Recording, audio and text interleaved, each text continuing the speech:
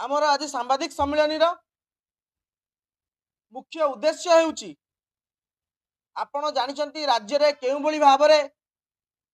सरकारी प्रोत्साहन रे नियुक्ति दुर्नीति चली जहाँ चरम सीमार पहुंची आपण देखिचंती आरआई अमीन फॉरेस्टर फॉरेस्ट गार्ड एलआई परीक्षा व्यापक दुर्नीति को विरोध करी ओडिशार हजार हजार मेधावी माने बारंबार राजरास्ता को ओह्लैछन एवं जेतेबेले ओडिशार मेधावी माने बारंबार आंदोलन कले सरकार अनुभव कले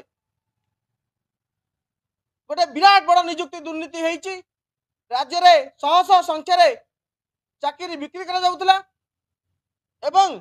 सरकार अनुभव कर सरकार जीएपीजी डिपार्टमेंट 17/10/2024 मसीहा अक्टोबर 17 तारीख दिन जीएपीजी डिपार्टमेंट गोटे नोटिफिकेशन जारी कला कि राज्य रे जो नियुक्ति दुर्नीति होईची तार समस्त अभियोग आमर हस्तगत होईची आमे खूब शीघ्र तदंत करी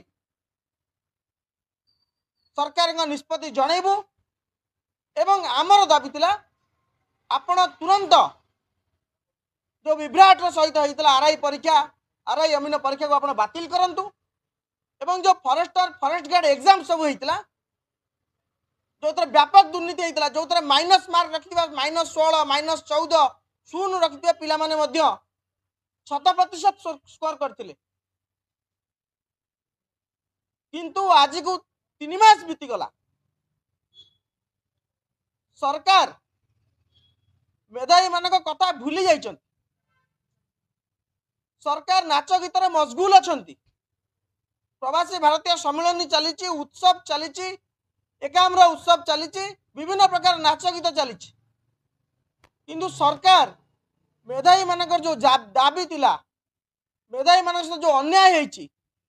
मुख्यमंत्री निजे पवित्र गृह कहले कि राज्य में 30 लाख टंकार चाकरी बिक्री कराउतला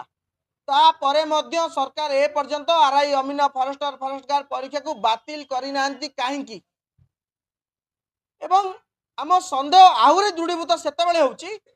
जेतेबेले तदंत आड़े सरकार 3 मास हेलानी कोनोसी निष्पत्ति नहीं पारुनांती आमे अनुमान करूचु राज्य रे बोधे सरकार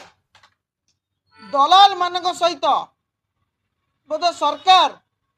कोरा भाग छिंडुनी सरकार जो भाग बांटुचंती दलाल मानक सहित आमे एतिकी पाइले परीक्षा बातिल करिवुनी एतिकी पाइले परीक्षा बातिल करिवु से भागटा बोधे छिंडुनी जोथि पई व्यापक रूप रे डेरी हे चली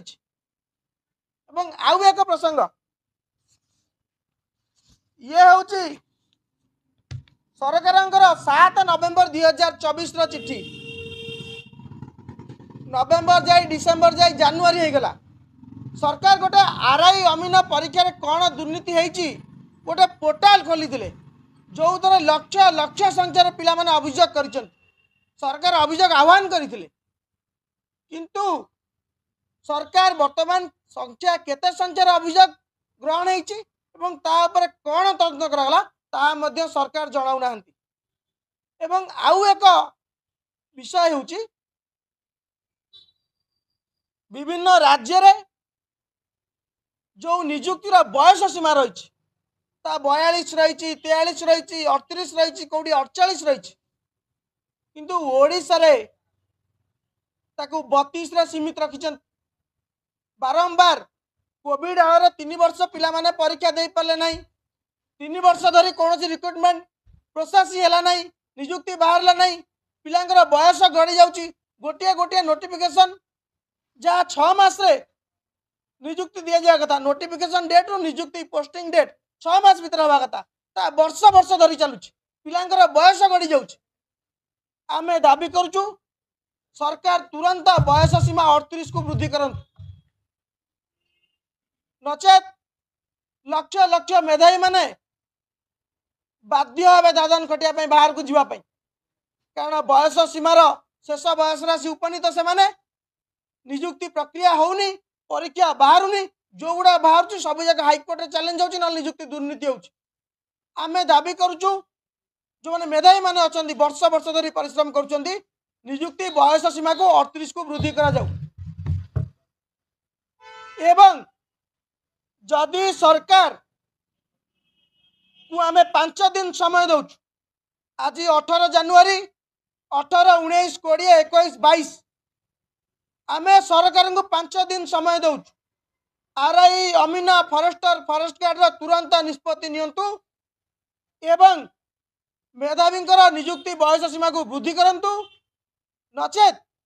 आगामी 23 तारीख दिन सारा ओडिशार मेधावी मानक आम आह्वान करुचु सरकार सहित सीधा सड़क निर्णायक लड़ाई हम एवं जहाँ परिस्थिति उपजिब से ओडिशा सरकार ओडिशा पुलिस ओडिशा शासन व्यवस्था ही दायी रही। धन्यवाद।